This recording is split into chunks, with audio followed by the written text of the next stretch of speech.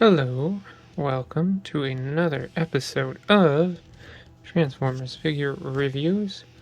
And today, as you can see, we are going to be taking a look at the Transformers R.E.D Robot Enhanced Design Arcee. This is Arcee from Transformers Prime. Let's get a nice close-up here on the packaging. And they really want you to know that this is a non-converting figure. So keep that in mind. This is a non-converting figure. Anyway, go up the package here. Nice image of Arcee there. This is also a Walmart exclusive, and I was lucky enough to find one. This side has all of the accessories. There's an Energon cube, her arm blaster things, some extra hands. I think these are just whoosh effects, and her blades. This side just has more of the artwork on it, as you can see. Pretty cool looking, and of course we come to the back. And the back has the product image on it. Images on it with the everything else. Yeah, see, they're whoosh effects. The Energon cube, the gun, everything else.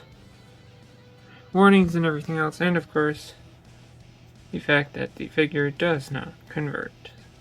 So just remember, figure does not convert. And yeah, that's pretty much it for the packaging. So let's get her open and see what we have. Okay, and here we have the Transformers R.E.D. Transformers Prime Arcee out of the box. And looking very good, I might add. So let's try to get a close up here on the head. A very nice head sculpt, if I do say so myself. Nice coloring with the gold in there. The eyes look great. Really good sculpt all the way around.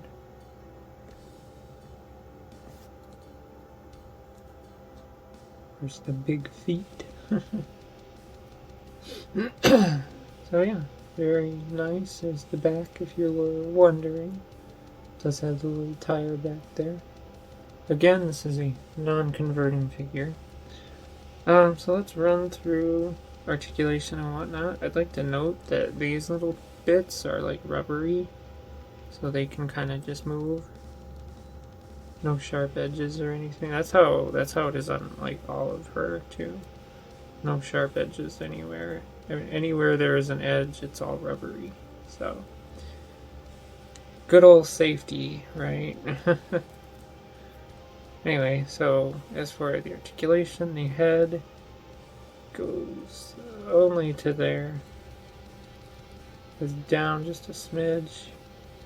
Turns all the way around. See, the arm will go all the way. Elbow will go to about there. The wrist does move a lot. Her legs, if we move the arms out of the way here. Because I also should note that this bottom skirt kind of does move. And is also rubbery. Anyway, the legs will go about to there, so no splits on her. There is a upper bend, or an upper rotation here, which is nice. It'll go up about there, and then the knee will come to there. Yeah, there it is. Knee comes to there. Toes move up and down, and side to side. And that's kind of it for the articulation portion of this. So now we have to do the accessories, and so one of the things I find weird is that she comes with this kind of trigger finger hand, and I don't know why, because like these guns have this type of connection, which to me is more of a put it into the socket where the hand is. So speaking of hands, we get fists. But the first thing I want to do is the blades. The blades are simple. For her, there are slots on the back of the arms here, and you can see that. And so the blades will just go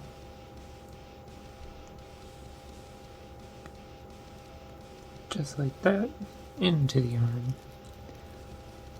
And we'll do the other one really quick.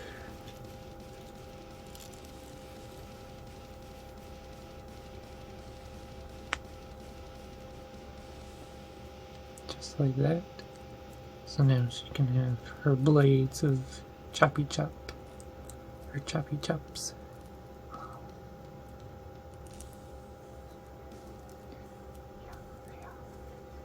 Choppy chops. I don't know why, but this other arm joint doesn't like to freaking bend or rotate. Excuse me.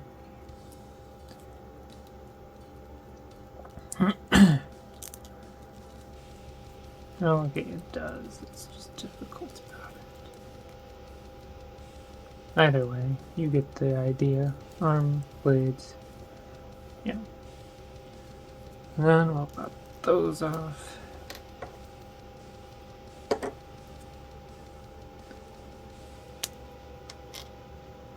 And we'll do guns. I'm assuming they just pull out. Oh yeah, just pull this out. I presume it doesn't matter. Ah, there we go. And put a gun in. Now she has her gun. She can go shoot. So like that, and the gun, like the hand, can bend, although that kind of looks weird. You can kind of see on the gun there's like a bit of hand molded into the top too.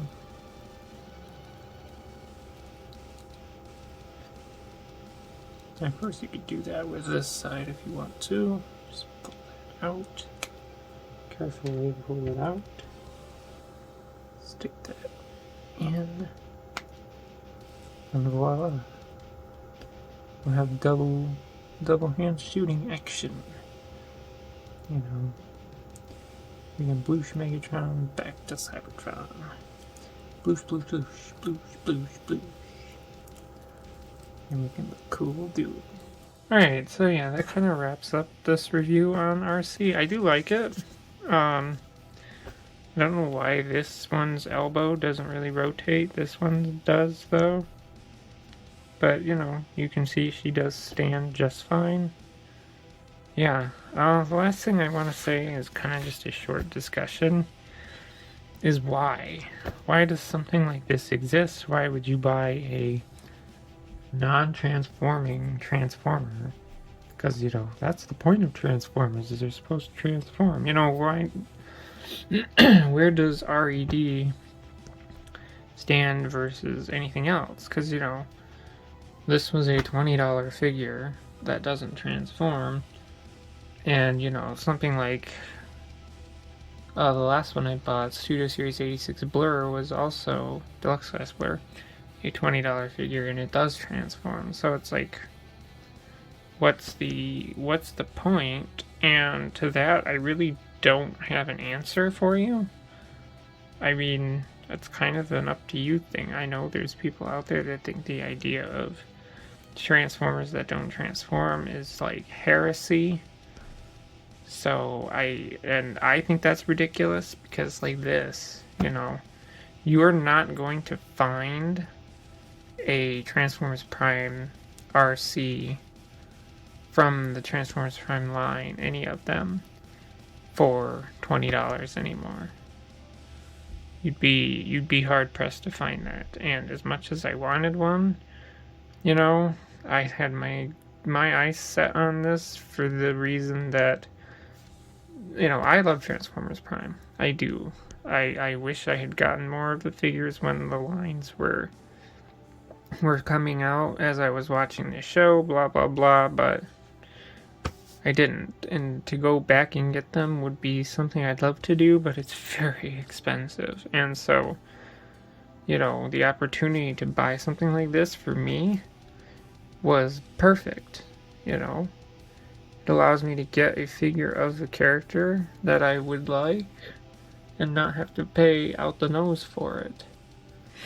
So, honestly, if R.E.D continues, which I don't know if it's going to continue past its initial wave here, then do more Transformers Prime figures. Because I would totally buy more characters in R.E.D of Transformers Prime, I don't get the point of doing, of buying, personally buying more of the G1 ones, like Optimus Prime is G1E, Megatron is G1, Soundwave is G1, but, that's just my thing, because, like, the lines of Studio Series and Kingdom are both doing G1, as well as Beast Wars, which there is an R.E.D Cheetor, which I did not buy, because I don't care about Beast Wars. But anyway, yeah, so that's just my opinion. I do think there is a place in the market for something like this, despite having to go up against, transformable figures that cost about the same. So that's just my opinion. Anyway, that's all I got. Thanks for watching, and goodbye.